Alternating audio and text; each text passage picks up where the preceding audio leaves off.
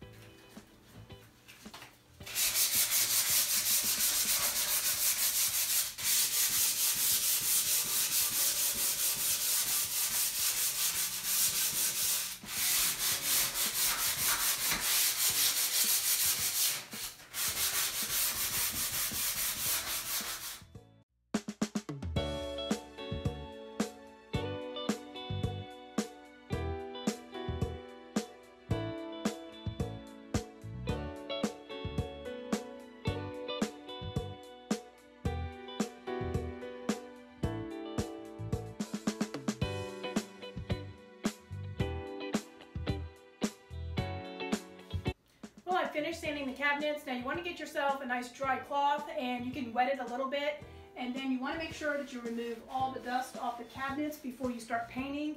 As you can see, I have a lot of dust on my rag, so I'm going to go ahead and go over the cabinets and make sure they're all free of dust before I start painting.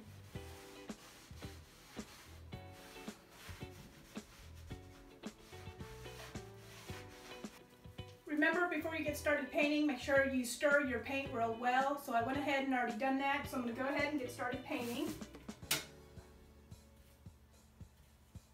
Now I am using a 1-inch brush. There's some little areas on the side of the wall that I want to be able to use my brush for.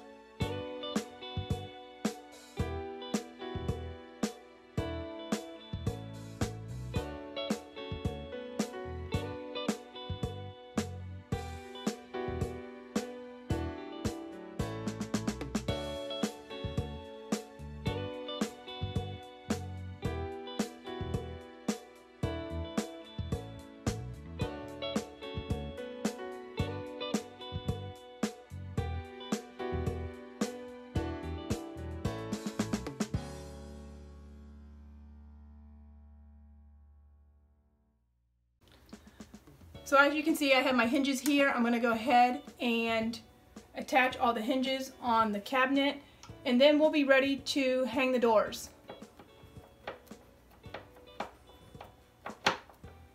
Hey guys, I want to let you know that we have a little dilemma here. Now we've been here for at least, I would say, over an hour. Okay, so the problem is the doors are super heavy, so I have to have somebody hold the doors for me. And the problem is the hinges are different. So you have some that are straight, then you have some that are curved. Now, what we're going to have to do is eliminate, because what's happening is we are trying to hang the doors on the hinges and these little holes are not lining up. Now the first cabinet that I hung, I went and closed it, and of course there was a gap. So apparently each one of these hinges are different where the holes are at. So we were lucky enough that we did take a picture of this side of the cabinet over here, and we found out that there's a straight one, and then I think there's a straight one over here. So we're going to try and change out the hinges, and then once again we're going to get on the stool and we're going to try to hang the doors, and hopefully it works. So would you like to open up the cabinet? We are super excited. We just got the first door hung, and I must say that it came out perfect. So that's a good thing, because we did try one door and the holes didn't line up, but this is the one. So we got 3 more doors to do, and there you go. So we went ahead and we lined up the holes perfectly with the hinges, and then wouldn't you know, there's a gap. Oh Lord. So anyways, we're going to go ahead and try to hang the other 2 doors and see how this goes. The cabinet doors are all hung, and I must say, wow, what a huge transformation. These cabinets went from dark wood to this beautiful network gray, and they look amazing. And I do have a tip for you guys, that when you're removing your cabinet doors, to make sure that you have a little baggie handy and that you put your hinges and your hardware in, and make sure you label it to what door it goes to. We had a couple issues with the hinges not lining up, but we managed to figure it out and we got them all hung. Now we are going to have an updated video, so be sure to look for that. We do want to repaint the laundry room. We want to get some new rugs and some wall decor. So I hope you guys enjoyed this video, and don't forget to like and subscribe to my channel. And until next time, happy decorating!